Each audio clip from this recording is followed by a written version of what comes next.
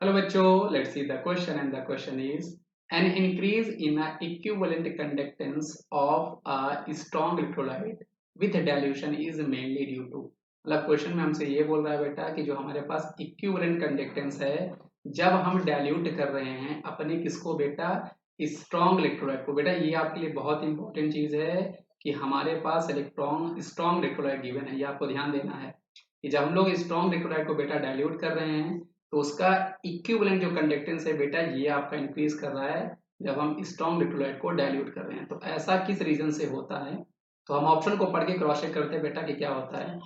Option number A हमारे पास given है बेटा कि increase in ionic mobility of ion, और यही इस क्वेश्चन का हमारे पास सही जवाब है। क्योंकि जब कभी भी हम लोग डाइल्यूट करते हैं बेटा तो हमारे पास जो वॉल्यूम है वो आपका बढ़ जाता है।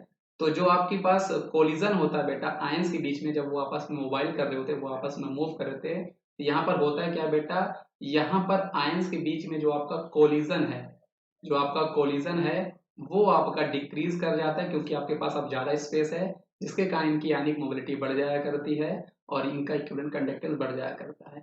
हम बाकी ऑप्शन को भी क्रॉस चेक कर लेते हैं बेटा। जैसे ऑप्शन नंबर बी की बात हो रही है कि 100% ionisation of electrolyte at a normal dilution, ये आपके पास गलत है बेटा, क्योंकि हमारे पास स्ट्रॉन्ग इलेक्ट्रोलाइट है। स्ट्रॉन्ग इलेक्ट्रोलाइट जनरली आपके कंप्लीटली डिसोसिएट हो जाते हैं, वो कंप्लीटली आयनाइज हो जाया करते हैं, है ना। सी की अगर हम बात करते हैं increase in both number of ions and ionic mobility of ions, ये भी आपका गलत है बेटा, क्योंकि यहाँ पे नंबर ऑफ आयंस में आपका कोई चेंज नहीं होने वाला, क्योंकि आपके पास स्ट्रॉन्ग इलेक्ट्रोलाइट है, वो ऑलरेडी आपका कंप्लीटली डिसोसिएट हो जाता है। जितने आयंस हमें चाहिए होते हैं बेटा, जितने आयंस हमें मिल सकते होते हैं वो आपको ऑलरेडी मिल जाते हैं। डाइल्यूट करने से वहां पे ज्यादा कुछ फर्क आपका आता नहीं है, क्योंकि वो आपके स्ट्रॉन्ग होते हैं। अगर आपके पास यहाँ पर बेटा वीक इलेक्ट्रोलाइट होता तो ये आपका सी जो है वो आपका सही हो सकता है, क्योंकि वीक इलेक्ट्रोलाइट को हम जितना ज्यादा डाइल्यूट करते हैं बेटा, उनका जो आपका नंबर ऑफ आयंस है वो आपके बढ़ते जाते हैं, क्योंकि उनका जो आयनाइजेशन है डाइल्यूट करने के साथ वो और बढ़ता जाता है ना। तो ये आप ध्यान रखना है, इसीलिए ये स्ट्रॉन्ग इलेक्ट्रोलाइट यहाँ पर आपके लिए बहुत इंपॉर्टेंट है।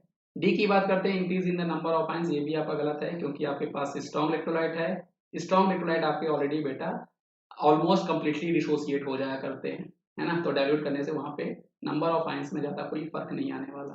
इस क्वेश्चन का सही जवाब हमारे पास ऑप्शन नंबर ए है, क्योंकि वॉल्यूम बढ़ने के कारण स्पेस बढ़ जाता है, जिसके कारण आयन का जो कोलिजन होते हैं मोबाइल करते टाइम वो आपके कम होते हैं, इसीलिए इनका इक्विवेलेंट कंडक्टेंस बढ़ जाता है। आई होप आपको ये कॉन्सेप्ट समझ में आया होगा बच्चों। Thank you.